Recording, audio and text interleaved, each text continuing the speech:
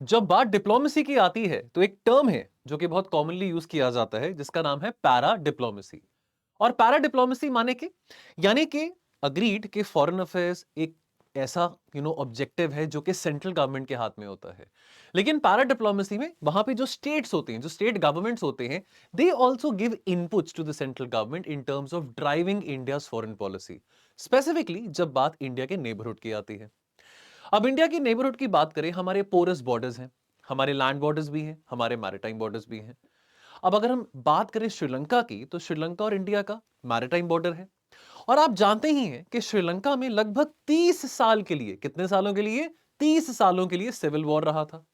किसके बीच में रहा था? श्रीलंकन्स एंड तमिलियन श्रीलंकन्स के बीच में।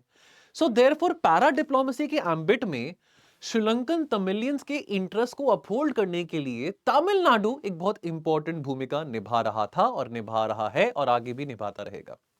और एक लेटर है जो कि भी बहुत चर्चा में है, न्यूज चैनल्स पे इसके बारे में बात हो रही है, न्यूज़पेपर्स में इसके बारे में बात हो रही है। स्टालिन ने, chief minister of Tamil Nadu, Stalin ने एक लेटर लिखा है, स्टालिन जी ने एक लेटर लिखा है honourable prime minister Modi ji को।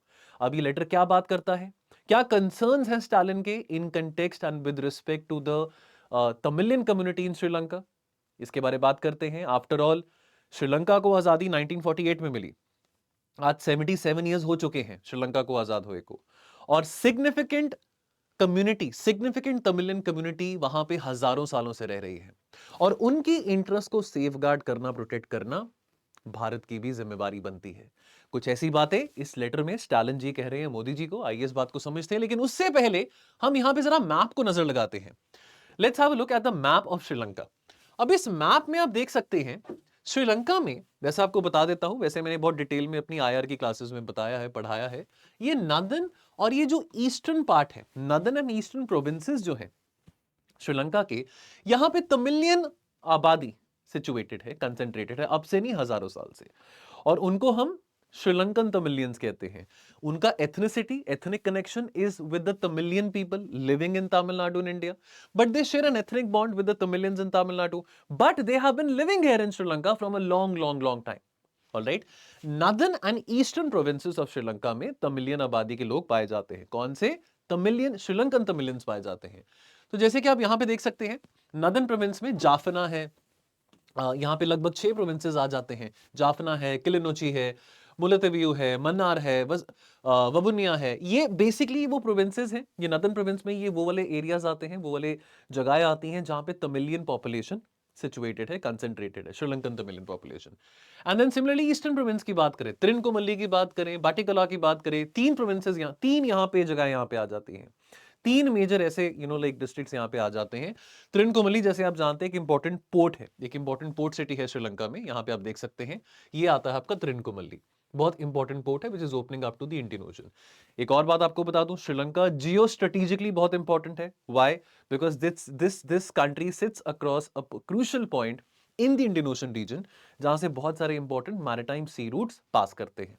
ऑलराइट, बहुत इंपॉर्टेंट यहां पे इस पर्टिकुलर जगह से बहुत सारा इंपॉर्टेंट मैरिटाइम ट्रेड भी होता है। तो त्रिनकोमल्ली, यहाँ पे नीचे हैम्बनतोता आ गया, कोलंबो पोर्ट आ गया, ये इंपॉर्टेंट पॉइंट्स हैं जहां से इतना सारा मैरिटाइम ट्रेड, ऑयल ट्रेड, ये सब पास किया जाता है। तो Sri Lanka becomes very important just like Maldives geostrategically. Alright, now अब इस लेटर में स्टालिन कहते हैं कि मैं आपको लिख रहा हूं एक ऐसे मैटर पे जो कि एक बहुत गहरा कंसर्न है, बहुत डीप कंसर्न है, which is also related to the welfare and the political rights of the Tamilian community in Sri Lanka. Stalin कहते हैं मोदी जी को कि देखिए, आप तमिलनाडु की मदद करें। तमिलनाडु का बहुत डीप हिस्टोरिकल, कल्चरल और इमोशनल रिश्ता है with the Tamilian population in Sri Lanka.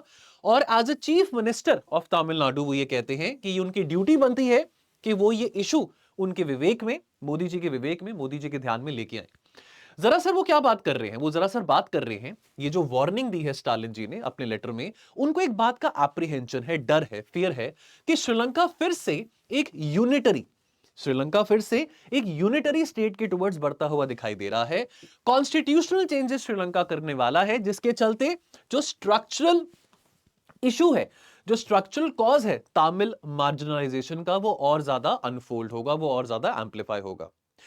Sri Lanka अपने आप में सॉवरेन है, श्रीलंका अपने आप में इंडिपेंडेंट है, वो कुछ भी करना चाहे कर सकता है, इसमें हमको कोई प्रॉब्लम नहीं, स्टालिन जी को भी कोई प्रॉब्लम नहीं, मोदी जी को भी कोई प्रॉब्लम नहीं।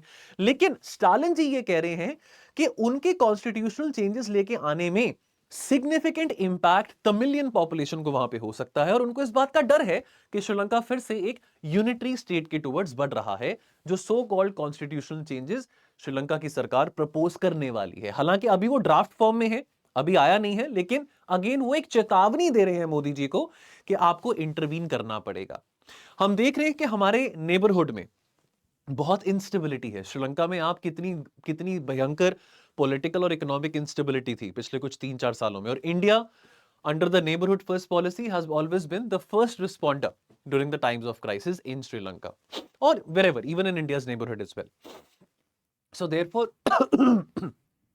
it becomes very important कि अगर ये कोई ऐसा चेंज जो कि श्रीलंका में आने वाला है, जो कि हम फोर्स ही कर सकते हैं, उसकी हम पहले से चेतावनी देके हम जहां पे हो सके प्रिकॉशन के तौर पे इंटरवीन कर पाए।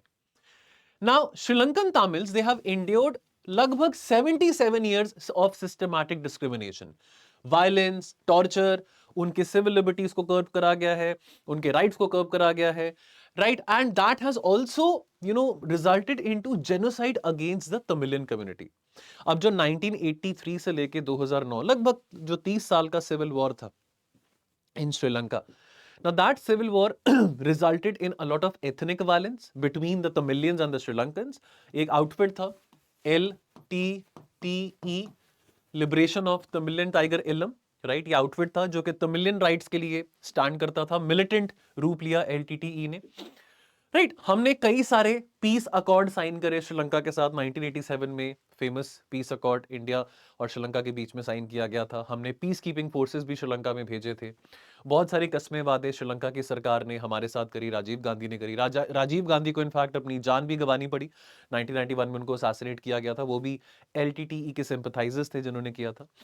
नाउ अंडरस्टैंड वन थिंग कि पिछले इतने सालों से एक ऐसी कम्युनिटी जो कि इंटेग्रल पार्ट है इंडिया की, वो वहां पे रह रही है, श्रीलंका में रह रही है, जिसके खिलाफ सिस्टमैटिक वायलेंस हो रहा है, डिस्क्रिमिनेशन हो रहा है, जेनोसाइड हो रहा है। तो देयरफॉर आने वाले समय में ये चीजें ना हो, आने वाले समय में हम वो अगली रिटर्न ऑफ मिलिटेंसी ना देखें श्रीलंका में, तो बहुत जरूरी है कि श्रीलंका की सरकार, the onus lies on the Sri Lankan government, के वो इस तरह के रिफॉर्म्स लेके आए जो कि होलिस्टिक हैं, और पूरा इस चीज को भी ध्यान रखें कि वहां पे तमिलियन कंसर्न्स वायलेट नहीं हो रहे हैं, हर्ट नहीं हो रहे। Alright, now post independence Sri Lanka फरवरी 1948 में आजाद हुआ था, और आजादी के बाद श्रीलंका ने कॉन्स्टिट्यूशन में चेंजेस करे, अमेंडमेंट्स करे, कर सकता है भाई, वो अपने आप में सॉवरेन कंट्री, इंडिपेंडेंट कंट्री है। 1947, 1972, 1978, ना ये सारे के सारे जो चेंजेस आए, संवैधानिक चेंजेस जो श्रीलंका लेके आया, ये श्रीलंका को यूनिटरी स्ट्रक्चर के टुवर्ड्स लेके गया।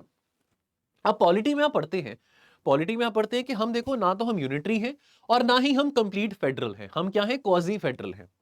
अब यहां पे स्टालिन ये कह रहे हैं कि देखो हम खुद इंडिया फेडरल स्ट्रक्चर को, हम कोऑपरेटिव फेडरलिज्म की बात करते हैं, कॉम्पिटिटिव फेडरलिज्म की बात करते हैं, ऑल्दो ऑन पेपर हम एक कंप्लीट फेडरेशन नहीं है, हम एक लूज फेडरेशन नहीं है, लेकिन स्टालिन कह रहे हैं कि अभी श्रीलंका को एक फेडरेशन के टुवर्ड्स जाना चाहिए, रादर देन एक यूनिटरी स्ट्रक्चर के टुवर्ड्स श्रीलंका जाए। बिकॉज अगर एक फेडरेशन के टुवर्ड्स श्रीलंका जाएगा, उससे तमिलियन राइट्स, खास करके the northern and the eastern provinces में जहां पे तमिलियन लोग रहते हैं, उनके राइट्स भी अपहोल्ड किए जा सकेंगे, और देयरफॉर उनको एक सर्टेन सेंस ऑफ ऑटोनॉमी भी फील होगा।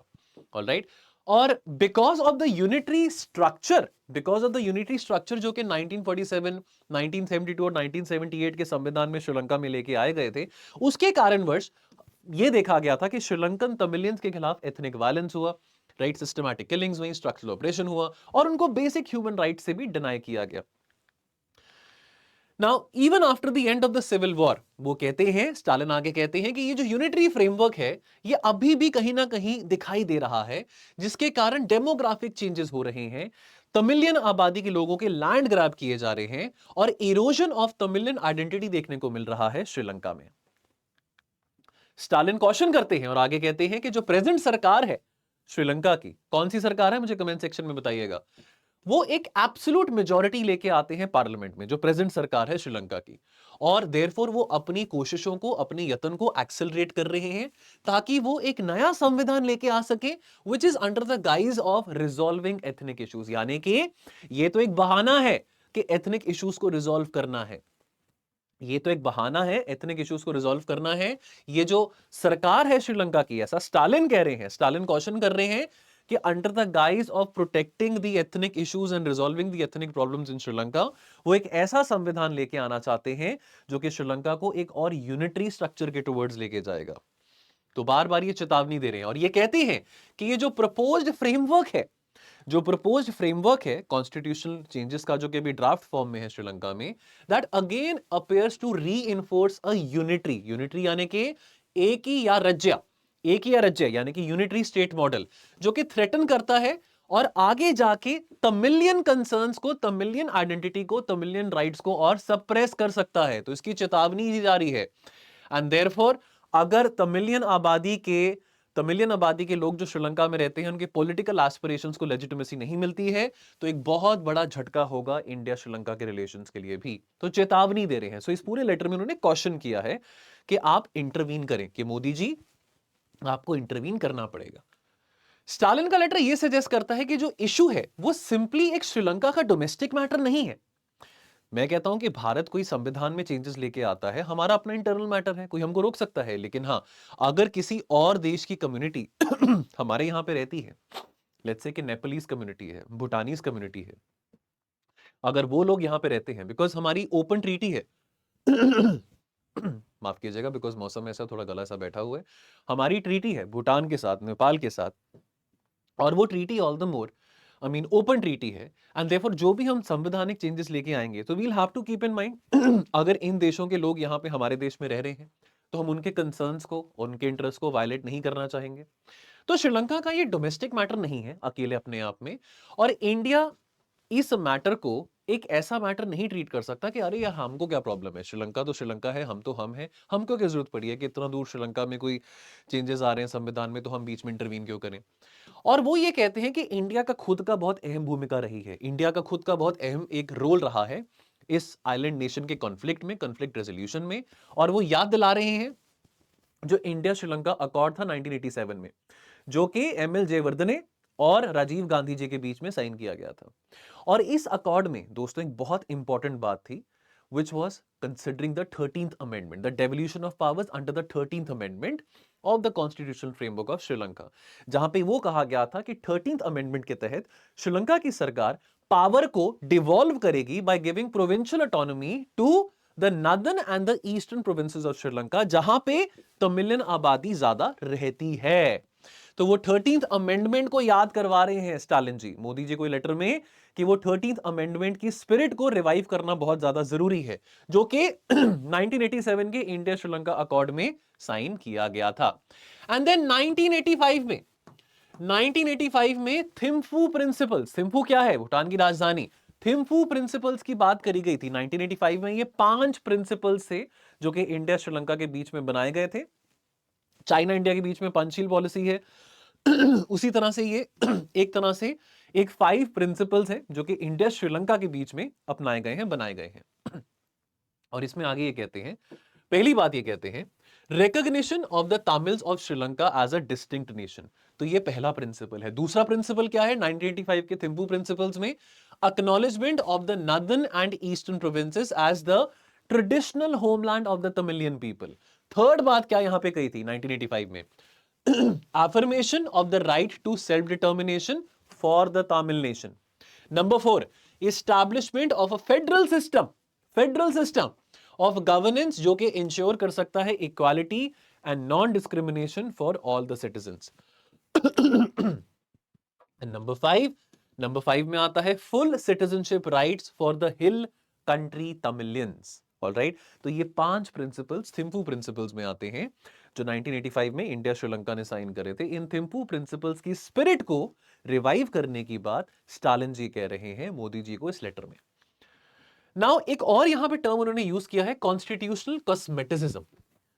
नाउ स्टालिन ये कह रहे हैं कि क्रूशियल एलिमेंट्स को इनकॉर्पोरेट करे बिना, without incorporating substantial elements in whatever constitutional changes Sri Lanka wants to bring, तब तक आप essential elements, चाहे वो इंडिया श्रीलंका पीस अकॉर्ड के हो, चाहे वो थिम्पू प्रिंसिपल्स के हो, उसके अलावा अगर आप इनको इंक्लूड नहीं कर रहे हैं और श्रीलंका की सरकार कोई भी संवैधानिक चेंज लेके आ रहा है, अमेंडमेंट लेके आ रहा है, तो वो एक कॉस्मेटिक चेंज लेके आने वाली बात है, सब्सटैंशियल चेंजेस नहीं है। और वो कह रहे हैं कि अगर वो ऐसे कॉस्मेटिक चेंजेस अपने संविधान में लेके आते हैं दिखाने के लिए कि हम एथनिक टेंशंस को रिजॉल्व करने की कोशिश कर रहे हैं, इसका कोई फायदा नहीं होने वाला है। आप फिर से पुराने जख्म को रिवाइव करेंगे, पुराने जख्म को आप मरहम नहीं लगा रहे हैं, पुराने जख्म को फिर से आप खोल रहे हैं, जिसका जो नतीजा है वो काफी काफी ज्यादा बुरा हो सकता है, काफी घातक हो सकता है। और अगेन इस बात का एप्रीहेंशन है कि कहीं फिर से श्रीलंका में सिविल वॉर वाली स्थिति ना आए अगर ये कॉन्स्टिट्यूशनल चेंजेस तमिलियन लोगों के हित को, उनके इंटरेस्ट को, उनके राइट्स को प्रोटेक्ट ना कर पाए। Now political weight behind the letter, देखो मोदी जी को एड्रेस करके Stalin is obviously placing the Sri Lankan Tamilian question within India's national interest, within India's national diplomatic priorities. Alright, और वो ये कह रहे हैं कि फेडरलिज्म अब्रॉड श्रीलंका में हो, कहीं और हो, that is an extension of the constitutional values जो कि इंडिया में सेलिब्रेट की जाती है। कि अगर फेडरलिज्म को प्रमोट करना है हमने, चाहे वो श्रीलंका है, चाहे वो म्यांमार है, चाहे वो बांग्लादेश है, चाहे वो कोई भी देश है, that is an extension of acknowledging the values of democracy and the values of a constitutional democracy which India also upholds and India stands for. So therefore India, वो ये कह रहे हैं कि India should do all the मोर ताकि वो federal agreements को और फेडरल अरेंजमेंट्स को पुश कर सके और ये फेडरल अग्रीमेंट्स इनकॉर्पोरेट हो सके श्रीलंका में, जो कि इफेक्टिवली पावर डेवोल्यूशन के टुवर्ड्स ओरिएंट हो सके, specifically towards the northern and the eastern provinces of Sri Lanka. Again बार बार वो ये कह रहे हैं कि ऐसा स्टैंड मोदी जी का लेना, भारत का लेना, भारत की फॉरेन पॉलिसी का लेना अलाइन करेगा भारत के संवैधानिक वैल्यूज के साथ, भारत के संवैधानिक सिद्धांत के साथ। कौन से सिद्धांत के साथ? सिद्धांत and values of federalism and protection of linguistic and ethnic minorities. Agreed, हम एक लूज फेडरेशन नहीं है, हम एक होलिस्टिक फेडरेशन नहीं है, हम एक क्वाजी फेडरल स्टेट हैं और हम यूनिटरी स्टेट नहीं है। और इस बात को हम ऑल द मोर प्रमोट करते हैं। And therefore protection of minorities, चाहे वो लिंग्विस्टिक है, वो एथनिक है, रिलीजियस है, ये सब बातें हम अपने संविधान में चेरिश करते हैं, सेलिब्रेट करते हैं। ऑलराइट, तो ये लेटर बहुत अनयूजुअल है कि कोई स्टेट का चीफ मिनिस्टर इस तरह का लेटर देश के प्रधानमंत्री को लिखे। बट अगेन, जैसे मैंने आपको पैरा डिप्लोमेसी की बात करी, स्टेट्स बहुत इंपॉर्टेंट रोल प्ले करते हैं हमारी फॉरेन पॉलिसी को ड्राइव करने के लिए। बिकॉज ऑफ कोर्स, चाहे वो केरला है, चाहे वो पंजाब है, चाहे वो महाराष्ट्र है, चाहे वो गुजरात है, इन सभी राज्यों का कितना सारा डायस्पोरा बाहर प्रेजेंट है। एंड देयरफॉर चाहे हम बॉर्डर स्टेट्स की बात करें, जम्मू कश्मीर, पंजाब, राजस्थान, गुजरात, या चाहे हम ऐसी स्टेट्स की बात करें जो कि बहुत सारा डायस्पोरा बाहर भेजते हैं, केरला हो गया, कर्नाटका हो गया, तमिलनाडु हो गया, या चाहे हम मैरीटाइम बॉर्डर स्टेट की बात करें लाइक तमिलनाडु, स्टेट्स की सुनना और स्टेट्स के कंसर्न्स को एड्रेस करना बहुत जरूरी है। बिकॉज अगर हमारी सिग्निफिकेंट कम्युनिटी किसी और कंट्री में प्रेजेंट है, उनके इंटरेस्ट को सिक्योर करने की जिम्मेवारी भी भारत सरकार की है। ऑलराइट, और ये लेटर रिफ्लेक्ट करता है political realities with in Tamil Nadu, जहां पे जो किस्मत है, जो तकदीर है श्रीलंकन तमिलियंस की, that remains a deeply felt issue across all political and party lines with in Tamil Nadu. Alright, मैं आपको जाने से पहले एक ऐसे इंपॉर्टेंट बिल के बारे में बताना चाहता हूं जिसका नाम है सिन्हाला ओनली बिल, जो कि 1956 में आया था ना। हुआ क्या था, इंडिपेंडेंस मिला श्रीलंका को 1948 में, फरवरी 1948 में। श्रीलंका ने इंग्लिश लैंग्वेज को इनहेरिट किया एज द एडमिनिस्ट्रेटिव लैंग्वेज। और सिन्हालीज यानी कि जो एथनिक कम्युनिटीज है श्रीलंका की, they constituted about 70% of the population of Sri Lanka. और जो श्रीलंकन तमिलियंस थे, they formed a significant minority. तो political mobilization by the Sinhalese nationalist forces, specifically under Bandaranaike ji, pushed for linguistic majoritarianism। तो जो सिन्हाला ओनली बिल था, ये एक ऐसा बिल था जो कि रूट कॉज था।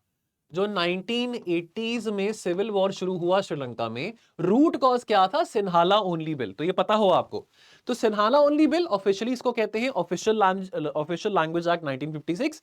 ये एक लैंडमार्क कानून था जो कि पास करा गया श्रीलंका में, जिसने सिन्हाला को और सिन्हालीस को सोल ऑफिशियल लैंग्वेज बनाया of Sri Lanka, replacing English which was the official language under the British crown. Now, important provisions क्या थे? Sinhala became the only official language for the administration, for the courts and the public services. Tamil language को exclude किया गया from the official use at the national level. And यहां से जो seeds थे, जो उसको हम genesis की बात करते हैं, sowing of seeds की बात करते हैं, of discord, of mistrust between the Tamilian population and the Sri Lankan population, वो इस बिल से शुरू होता है। Alright, and consequences क्या हुआ इस बिल का? Marginalization of the Tamils in the government jobs, in education, in administration, and this also triggered ethnic tensions. This also triggered protest and also communal rights. Alright, so ये एक foundational cause बना था Tamilian alienation के लिए। ये एक foundational reason बना था जिसके कारण systematic killings और oppression हुआ against the Tamilian population in Sri Lanka. चलिए, आपका क्या विचार है मुझे कमेंट सेक्शन में जरूर बताइएगा। बाकी दोस्तों, हमारा प्रीलिम्स 1 का लाइव क्रैश कोर्स है, बहुत सारे बच्चे इसका फायदा उठा रहे हैं। प्रीलिम्स की अभी आपको पता है, चलो नोटिफिकेशन तो यूपीएससी का भी नहीं आया, लेट हो गया, लेकिन पेपर तो होना ही है, ऐसा तो नहीं कि पेपर नहीं होगा। सो देयरफॉर इस कोर्स में जुड़ने के लिए हमारे टोल फ्री नंबर पे कॉल भी करें। एंड ऑल्सो अभी लोहड़ी के मौके पे हमारा 26% डिस्काउंट चल रहा है सभी स्टेट और यूपीएससी कोर्सेज में। आप अपने हिसाब से देख सकते हैं, जहां पे भी आप एनरोल करना चाहें। मुझे आपका इंतजार रहेगा। धन्यवाद, नमस्कार।